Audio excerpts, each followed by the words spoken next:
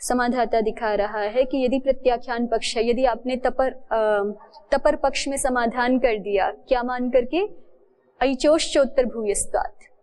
जो तपर पक्ष था वहां एंग में तो दोष था ही नहीं, ऐच में दोष आ रहा था केवल, और ऐच में भी आपने क्या समाधान कर दिया, ऐचोश्चोत्तर भूयस्त्वात्। तो ऐसा यदि आप तपर कर्ण पक्ष में मान रहे हो तो हम अतपर में भी कहेंगे कि अतपर में भी ऐच में तो समाधान समान हेतु से हो गया, ऐचोश्चोत्तर भूयस्त्वात् से ही हो गया ना समाधान, और जो एंग बचा रहा उसमें भी बात केवल ओकार की है, वो भी समाधान कैसे हो जाएगा, सिद्धम एंगः सस्थानत्वात्, क्योंकि एंग का भी सस्थान वर्ण हमें कौन प्राप्त हो रहा है, ओकार के स्थान पे उकार ही ह्रस्व प्राप्त हो रहा है। और जो आप बात कर रहे थे द्विमात्रिक ओकार के स्थान पर एक मात्रिक ओकार हो जाए, वो तो होता ही नहीं है, उस वर्ण का तो अस्तित्व ही नहीं है, सो वो पाएगा नहीं। और अन्य जो बच गए 5 अ ई उ रील री, उनमें से ओकार के स्थान पे स्वतः ही ह्रस्व उकार ही होगा। तो इसका मतलब हमें अतपर पक्ष में भी एच एक ह्रस्वादेश सूत्र बनाने की आवश्यकता नहीं है, दोनों ही पक्षों में एच एक ह्रस्वादेश का खंडन हो गया ना। पहले कहा था कि अतपर पक्ष में तो हमें पूरा रखना पड़ेगा एच एक ह्रस्वादेश, और तपर पक्ष में ऐच एक ह्रस्वादेश। तो फिर पहले तपर पक्ष में जो ऐच एक ह्रस्वादेश रखना पड़ रहा था, उसका समाधान किया कि ये नहीं रखना पड़ेगा, क्यों, ऐचोश्चोत्तर भूयस्त्वात्, इसके कारण से नहीं रखना पड़ेगा। तो तपर पक्ष में तो एच एक ह्रस्वादेश का पूर्णतः प्रत्याख्यान हो गया। तो जब प्रत्याख्यान पक्ष माना तो समाधाता ने कहा कि फिर तो अतपर पक्ष में भी नहीं रखने की आवश्यकता है, क्योंकि वहां पर भी दो ही विभाग है, ऐच में समाधान हो गया ऐचोश्चोत्तर भूयस्त्वात्, और एंग में समाधान हो गया सिद्धम एंगः सस्थानत्वात्, और साथ में ये स्वीकार करने से कि एक मात्रा वाले एकार उकार होते ही नहीं है। तो संपूर्ण इष्ट सिद्धि अपने आप हो जा रही है, हमें तपर अतपर पक्षों में एच एक ह्रस्वादेश रखने की आवश्यकता नहीं है। अभी तक हम यहाँ पहुंचे, ठीक है। समाधाता की बात एक बार फिर से देख लीजिए, भाष्य की मूल पंक्तियां, यदि प्रत्याख्यान पक्षः इदमपि प्रत्याख्यायते, यदि प्रत्याख्यान पक्ष लेकर के ही आप चल रहे हो तो इदमपि प्रत्याख्यायते, इदमपि प्रत्याख्यायते का अभिप्राय क्या है कि फिर तो तपर पक्ष अतपर पक्ष में भी, तपर की तो बात पहले कर दी ऐचोश्चोत्तर भूयस्त्वात्, फिर तो अतपर पक्ष में भी हमें एच एक ह्रस्वादेश कहने की आवश्यकता नहीं है। सिद्धमेंगः सस्थानत्वात्, समाधान कैसे कर लेंगे, सिद्धमेंगः सस्थानत्वात्। उद्योत ने इदमपि प्रत्याख्यायते पे लिखा है, इदम अर्थात एंग विषयमपि, एंग विषय में जो रह गई बात, ऐच में तो समाधान हो ही गया दोनों पक्षों में, एंग में केवल दोष रह गया अतपर पक्ष में, तो एंग विषय में अतपर पक्ष में भी जो दोष आ रहा है उसका भी समाधान सिद्धमेंगः सस्थानत्वात् से हो जाएगा। प्रदीपकार ने कहा, अर्धैकार अर्धोकारो नस्तः तत्र तालव्य एकारः ओष्ठ्यः ओकारः इति तयोः स्थाने इकारुकारौ एव भविष्यतः, ठीक है, इकारोकारावेव भविष्यतः। उद्योतकार ने दिखाया भी है, सस्थानत्वात् का अर्थ इकारोकाराभ्याम समान स्थानत्वात्, ठीक है। और तालव्य पे भी लिखा है, जब प्रदीपकार ने लिखा है ना तालव्यः एकारः, वहां पे उद्योतकार ने लिखा है तदाह तालव्य इति, तालव्य एव इत्यर्थ, कंठ तालव्य नहीं मान रहे उसको, क्या, तालव्य एव, इसी तरह से ओकार को भी ओष्ठ्य एव ओकारः। इदम चमतम अष्टमे अपि भाष्य स्पष्टम, और ये कह रहे हैं कि ये 8वें अध्याय में भी भाष्य में ये बात कही गई है, एकार को तालव्य ओकार को केवल ओष्ठ्य, ये वाली बात। और कोई कोई इसमें ऐसा कहते हैं, उसको देखिए आगे, शब्द पर विप्रतिषेधेन उत्तर भाग सदृश इति विवरणोक्तम तु चिंत्यम, किसी टीका में किसी विवरण में ऐसा भी कहा गया है कि है तो ओकार कंठ्य ओष्ठ्य और उकार ओष्ठ्य, लेकिन फिर भी हम, क्योंकि कंठ्य ओष्ठ्य में ओष्ठ्य बाद में पढ़ा हुआ है ना, तो शब्द पर विप्रतिषेध से, जैसे आपके 1:4 में सूत्र है ना, विप्रतिषेधे परम कार्य, तो उसके कारण से शब्द विप्रतिषेध की बाद में ओष्ठ्य शब्द पढ़ा हुआ है, इसलिए जो है हम ओष्ठ्य ओकार को कर देते हैं, ठीक है। ऐसा कहीं पे कहा है तो उसको जो है वो उद्योतकार चिंत्य मान रहे कि वो पक्ष ठीक नहीं है, ऐसा मानना ही ठीक है कि ओकार किन्हीं शिक्षा शास्त्रियों के मत में केवल ओष्ठ ही है, वो पक्ष ज्यादा ठीक है। शब्द विप्रतिषेध के कारण से उत्तर भाग के सदृश ओष्ठ उकार कर दिया हमने, वो इति विवरणोक्तम तु चिंत्यम, ये ठीक नहीं है। क्यों? हेतु दे रहे हैं कि अंतरंगत्वेन पूर्व सदृशस्यैव आपत्ति, फिर तो जो है वो अंतरंग होने के कारण से वहां पे कंठ आकार की ही प्राप्ति होगी। यदि हम कंठ ओष्ठ माने ओकार को और आदेश प्राप्त हो रही है अ ई आदि, तो कंठ ओष्ठ में पहला जो स्थान है वो तो कंठे का है, तो ये अंतरंग है अपेक्षाकृत, ओष्ठे तो बहिर्भूत हो गया। जो कंठे पढ़ा हुआ है वो अंतरंग है, तो अंतरंग भी तो बलवान होता है, तो अंतरंग हेतु से फिर तो कंठे ही अवर्ण होना चाहिए। तो इसको जो है मान्य नहीं कर रहे, इस हेतु को उद्योतकार शब्द पर विप्रतिषेध वाले को। इसकी अपेक्षा यही कह रहे हैं कि शिक्षा शास्त्रियों का जो ये मत है ओकार ओष्ठ है, केवल ओष्ठ है, इसको आधार बना के यहाँ निर्णय करना उचित है। चलिए आगे बढ़ते हैं मूल भाष्य में। तो अभी तक क्या हुआ? तपर अतपर दोनों पक्षों में ही एचे घ्रस्वादेश सूत्र रखने की आवश्यकता नहीं है, ऐसा सिद्ध हुआ। अब जिज्ञासु कहता है ननु चैंगः सस्थानतरौ अर्ध एकार अर्ध ओकार इति। अभी तक भी ये बात अर्ध एकार अर्ध ओकार नहीं होती है, ये टीकाकारों ने कही है, भाष्यकार की ओर से नहीं आई है ना। तो इसलिए जैसे ही समाधाता ने कहा कि एंग विषय में भी समाधान हो जाएगा, सिद्धम एंगः सस्थानत्वात्, माने अतपर पक्ष में भी हमें एचे घ्रस्वादेश कहने की आवश्यकता नहीं है। तो जिज्ञासु कहता है वहां तो कहने की आवश्यकता है, उस पक्ष में तो दोष आएगा। क्यों आएगा? ननु चैंगः सस्थानतरौ अर्ध एकार अर्ध ओकारः, कि एंग के तो समान स्थान वाले अर्ध एकार अर्ध ओकार प्राप्त है ना, माने वो अभी तक वहीं पर है कि चित्र गो के स्थान पे जब ह्रस्व करोगे तो एक मात्रिक ओकार प्राप्त होगा, उसकी सत्ता है। तो अब समाधाता यहाँ आकर के कह रहा है न तौस्तः, जो आप इतनी देर से अर्ध एकार अर्धोकार लगाए हुए हो वो होते ही नहीं है। न तौस्तः, वो है ही नहीं अस्तित्व में। यदि ही तौस्याताम तौ एवायम उपदिशेत, अगर वो होते, उनके होने में एक प्रमाण दे रहे हैं कि यदि वो अप्रमाण दे रहे हैं एक तरह से कि यदि वो होते, तो जैसे आचार्य ने एक मात्रिक अ ई आदि का ग्रहण किया और उसके सवर्णियों के रूप में दीर्घ का प्लुत का दीर्घ आकार प्लुत आकार आदियों का ग्रहण होता है, तो उसी तरह से यदि एक मात्रिक एकार ओकार हुआ करते तो आचार्य द्विमात्रिक आई ए ओ नहीं पढ़ते ए ओंग सूत्र में, फिर आचार्य एक मात्रा वाले ए ओ ही पढ़ते, है ना। लेकिन वो तो है ही नहीं, इसलिए आचार्य ने पढ़े भी नहीं। न तौस्तः, वो है ही नहीं। यदि ही तौस्याताम, यदि वो होते, तावेवायम उपदिशेत, तो फिर आचार्य प्रत्याहार सूत्रों में उन एक मात्रिक एकार ओकार का ही उपदेश किया करते। प्रदीपः ताभ्याम उपदिष्टाभ्याम दीर्घ प्लुतयोरपि ग्रहणम सिद्ध्यतीति भावः। और जैसे अ ई आदि वर्णों के संदर्भ में होता है, एक मात्रिक का ग्रहण किया है, द्विमात्रिक त्रिमात्रिक का अपने आप से ग्रहण होता है, उसी तरह से ए ओ भी यदि एक मात्रिक हुआ करते तो उन्हीं को ग्रहण करते और उनके द्वारा सवर्ण ग्रहण के कारण से अपने आप द्विमात्रिक त्रिमात्रिक एकार ओकार गृहीत हो जाया करते। ठीक है, लेकिन ऐसा तो किया नहीं आचार्य ने, तो इसका मतलब एक मात्रिक होते ही नहीं है।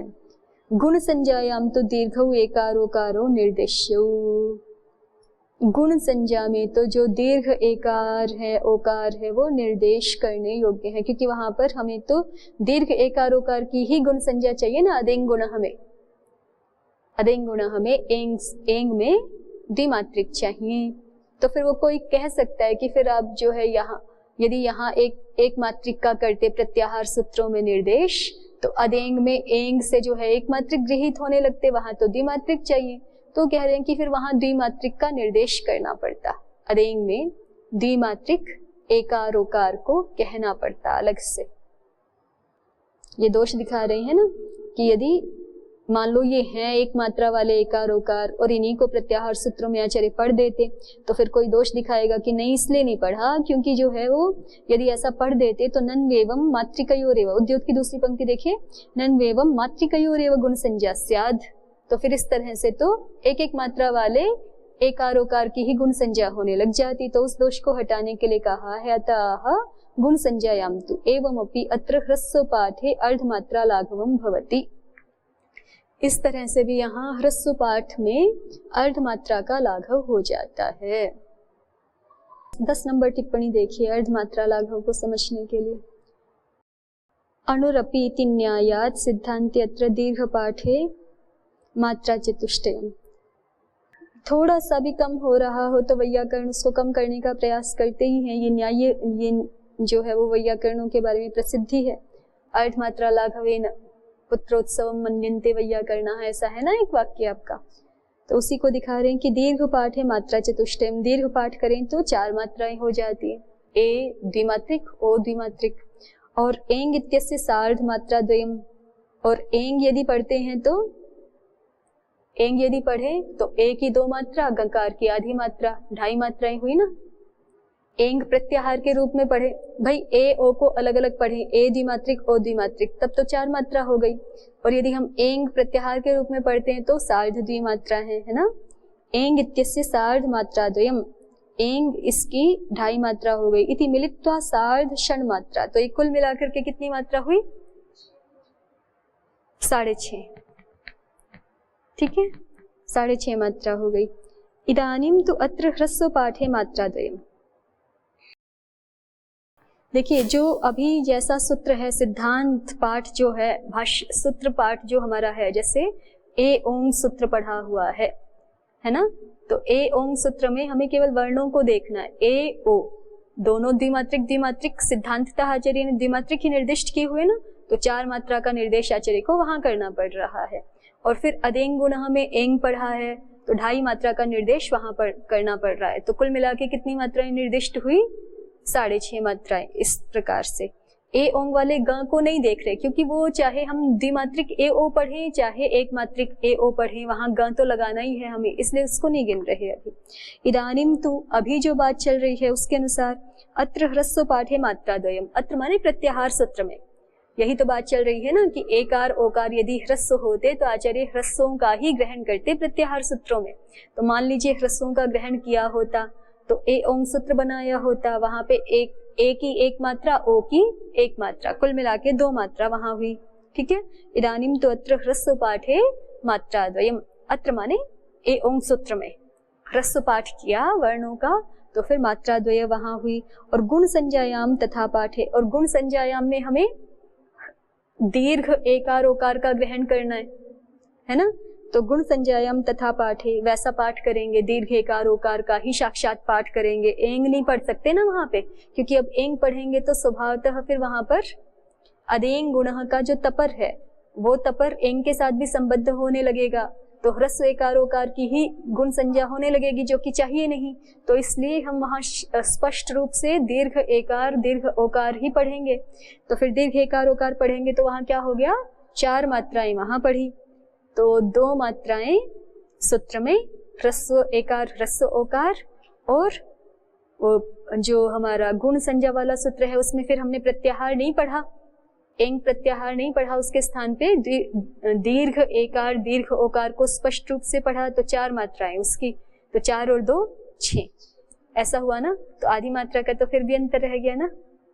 जो सिद्धांत पक्ष है उसमें 6.5 मात्राएं बन रही थी ना, क्योंकि ए ओंग यहाँ पे दीर्घ पढ़े हुए सिद्धांत पक्ष में 4 मात्राएं, अदेंग में एंग प्रत्याहार पढ़ा हुआ है 2.5 मात्राएं, 6.5 मात्राएं हो गई।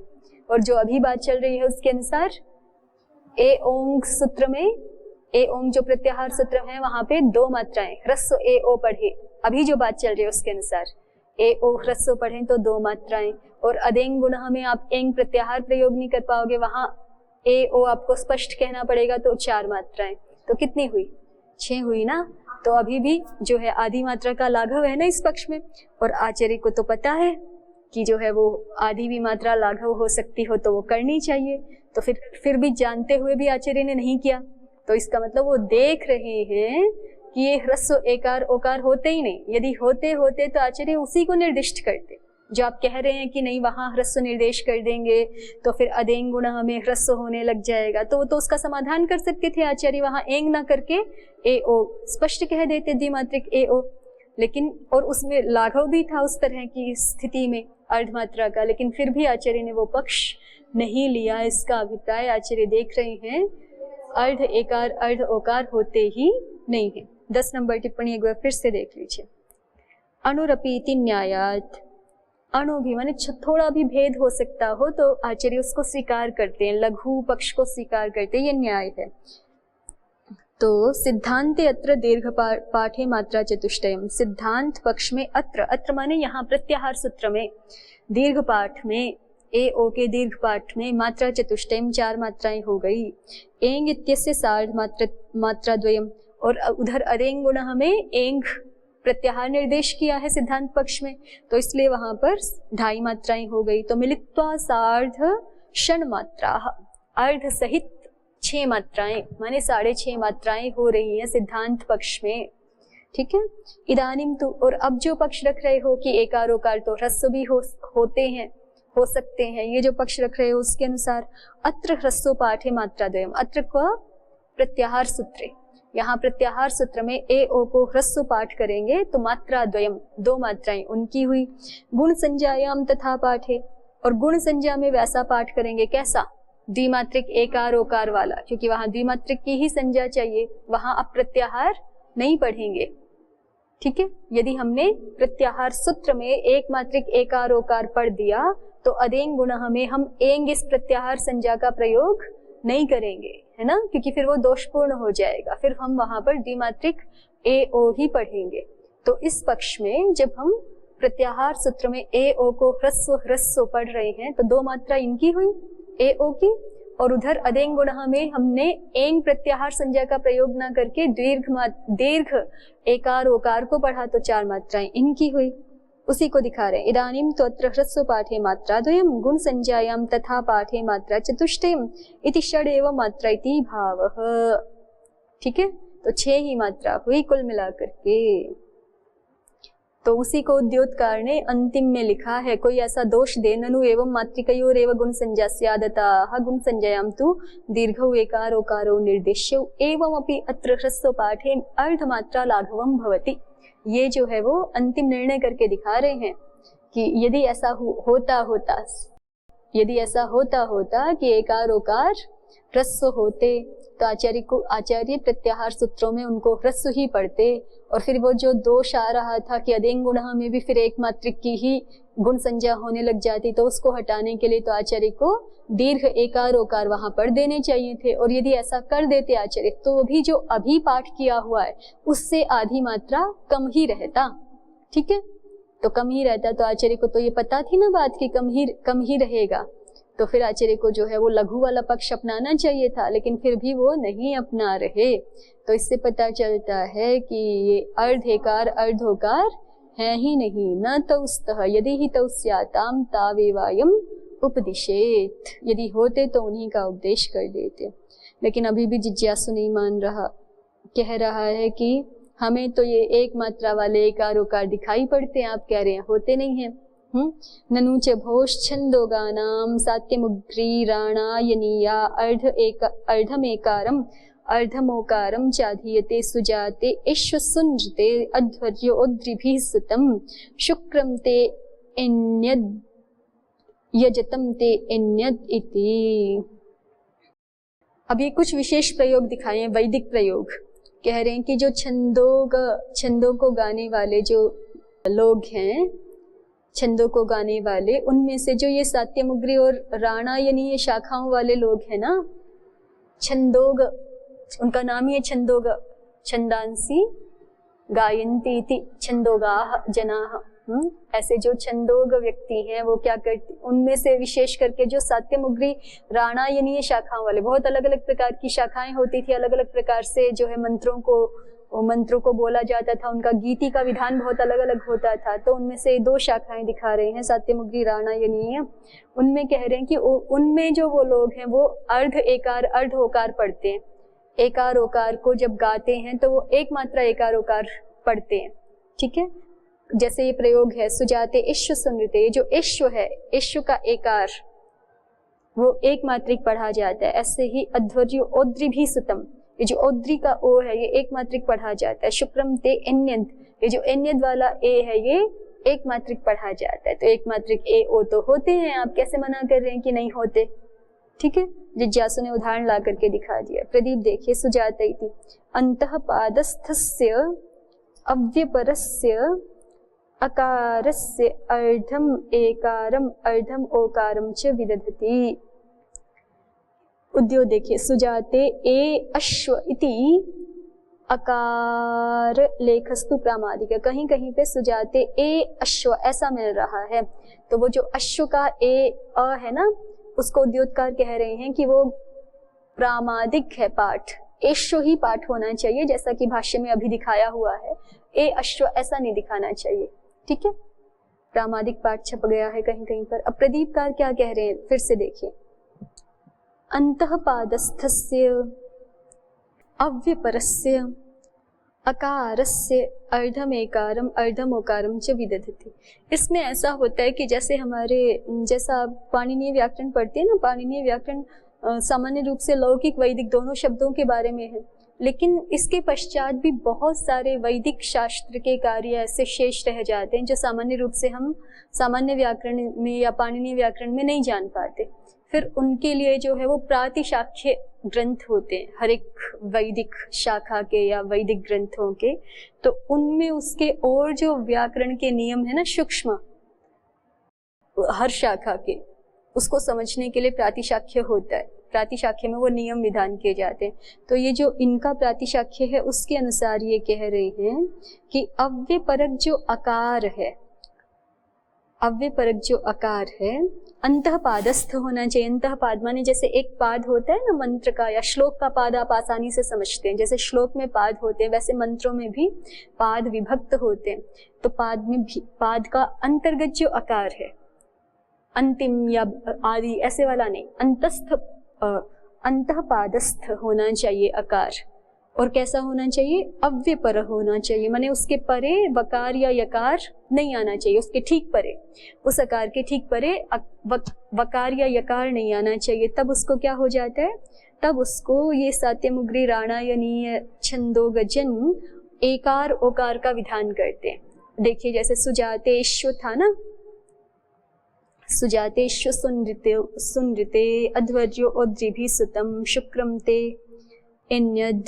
अब यहाँ पे जो आकार था ये अश्व, अश्व वाला सुजाते अश्व, ऐसे ही अध्वर्यो अद्रिभि शुक्रम ते अन्यद ऐसा था। तो इस आकार को एकार के पश्चात है तो एकार विधान हो गया, अर्ध एकार। अव्यपरक है ही, अश्व में बाद में शकार परे है ना, अद्रिभि में दकार परे है, अन्यद में नकार परे है, ठीक परे वकार या यकार नहीं है, आकार के ठीक परे वकार यकार नहीं है। ठीक है, अब ऐसा जो आकार है, और ये अंतः पादस्थ तो है ही क्योंकि इसके पहले भी एक एक शब्द दिखाई पड़ ही रहा है, तो ये अंतः पादस्थ भी है। तो इस आकार को अर्ध एकार अर्ध ओकार हो जाएगा। और ये कैसे होता है अर्ध एकार अर्ध ओकार, यदि उस आकार से पहले एकार है, जैसे सुजाते में शुक्रमते में एकार है तो आकार को भी अर्ध एकार हो गया, और अध्वर्यों में ओकार है तो अद्री के आकार को भी अर्ध ओकार हो गया। ठीक है, तो ये विशेष रूप से विशेष वैदिक शाखा में ऐसा कार्य देखने को मिल रहा है। तब समाधाता कहता है कि पार्षद कृते रेशा तत्र भवताम नैव ही लोके नान्यस्मिन् वेदे अर्ध एकार अर्ध ओकारो अस्ति, कि ये आपकी एक विशेष स्थल की विशेष घटना है, पार्षद कृति है, एक विशेष समूह है सात्यमुग्री राणायनीय जनों का, छांदोग जनों का। केवल उन्हीं के समूह विशेष में ये पार्षद तो सभा को ही कहते हैं ना, और उससे संबद्ध पार्षद माने ये आपके सात्यमुग्री राणायनीय लोगों का जो समूह विशेष सभा विशेष है, उसी की ये कृति है, उसी की ये रचना विशेष है, अर्धेकार अर्धोकार। इसके अतिरिक्त ना संपूर्ण लोक में और ना ही अन्य किसी वैदिक शाखा में अर्धेकार अर्धोकार की सत्ता है। तो ये उनके लिए मान्य है, उनके लिए मान लिया जाएगा, एक समूह विशेष के लोगों के लिए, लेकिन सामान्य रूप से अर्धेकार अर्धोकार का अस्तित्व स्वीकार्य नहीं है।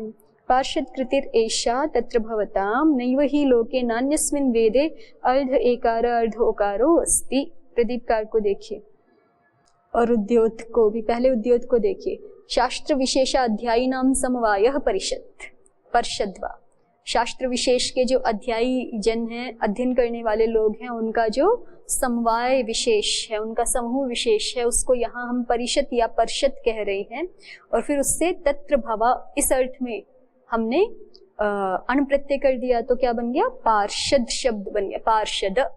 ठीक है, और उसका कृति के साथ समानाधिकरण समास कर दिया। ठीक है, पर्षद में होने वाला क्या हो जाएगा? पार्षद। तत्र भवा कृति ही। और प्रदीपकार कह रहे हैं गीति वशात तथोच्चारणम। गायन की उनकी शैली ऐसी है, सात्य मुगरी राणा यानी ये लोग जो गा रहे हैं अपने जो भी उनकी मंत्र हैं उनको, तो उनकी गायन की शैली ऐसी है कि उसमें जो वो एश्व है वो एकार अर्ध एकार जैसा प्रतीत होता है, ओकार अर्ध ओकार जैसा प्रतीत होता है। गीति वशात तथा प्रतीति, गायन के कारण से उसमें वैसी प्रतीति हो रही है। वास्तव में अर्ध एकार अर्ध ओकार हो ऐसा कुछ नहीं है। गायन की कई प्रकार की शैलियां होती हैं और उसी को एक तरह से ये प्रातिशाख्य भी दिखा रहे हैं। प्रायः करके गाने में ऐसा होता है ना कि पहले वर्ण का जो प्रभाव है वो दूसरे पे रह जाता है। अब जैसे सुजाते का एकार है, अब उसको वो गा रहे हैं लंबा करके कुछ करके गीति वशात, उसका प्रभाव मानो अग्रिम आकार पर भी आ गया, वो भी अर्ध एकार जैसा प्रतीत होने लगा। ऐसा कहने का अभिप्राय है कि वास्तव में अर्ध एकार ओकार की कोई सत्ता नहीं है, वो गीति वशात वैसी प्रतीति हो रही है, वैसा उच्चारण हो रहा है अर्ध एकार अर्ध ओकार जैसा। ये समाधाता ने समाधान किया। ठीक है, तो यहाँ तक आकर के क्या रहा कि अर्ध एकार अर्धोकार होते नहीं हैं, और नहीं होते हैं तो फिर वही पीछे जाएं तो तपर पक्ष में भी अतपर पक्ष में भी एचई ह्रस्वादेशे हमें करने की आवश्यकता नहीं है। अभी तक ये मान रहे। देखिए एच, अब कोई कहे कि फिर आचार्य ने एचई ह्रस्वादेशे क्यों किया? हाँ, तो एचई ह्रस्वादेशे का अब देखिए प्रत्याख्यान कैसे किया है। प्रत्याख्यान करने के लिए फिर ये इतनी सूक्ष्मता में जाना पड़ा, या ये इन सिद्धांतों को मानना पड़ा ना, एचोश्चोत्तर भूयस्तात् सिद्धमेंगः सस्थानत्वाद् आदि। यदि इनको ना देखें तो फिर तो एचैघ्रसादेशे रखने की आवश्यकता है ही। ठीक है, तो आचार्य एक सामान्य तरीके से चलते हैं, एक वहीं पे पहुंचने के लिए फिर आप कुछ अतिरिक्त साधनों को जो है वो अपना लो, तो फिर आपको बात को उस ढंग से कहने की आवश्यकता नहीं, आप दूसरे ढंग से कह सकते हो। तो प्रत्याख्यान मतलब ये नहीं होता कि महर्षि पाणिनि जी ने कोई गलती कर दी। ठीक है, आप जो प्रत्याख्यान कर रहे हैं आप और दूसरे वाक्यों का आश्रय लेकर के कर रहे हैं ना, तो वो दूसरा तरीका है। प्रत्याख्यान का मतलब विशुद्ध रूप से होता है एक तरह से कि आप इस तरीके से नहीं जा रहे हो, आप किसी दूसरे तरीके से दूसरा आश्रय लेकर के जा रहे हो, पहुंचना वहीं पर है। चलिए, तो ये लंबी चर्चा हो गई। अतपर पक्ष में पहला दोष दिखाया था जिज्ञासु ने एचैघ्रस्वादेशे, और इस पे एक बड़ी चर्चा होकर के ये रहा कि अतपर और तपर दोनों ही पक्षों में हम एचैघ्रस्वादेशे को ना रखें तो भी कार्य चलेगा। हम ऐचोश्चोत्तर भूयस्तात् सिद्धमेंगः सस्थानत्वात् जैसे वाक्यों का आश्रय लेकर के भी कार्य संपन्न कर सकते हैं। ठीक है, अभी इसमें और दोष दिखाएंगे तो इसको हम आगे देखते हैं। ओम शांति शांति शांति। ओम श्री परमात्मने नमः। ओम श्री गुरुभ्यो नमः। ओम सर्वेभ्यो नमः।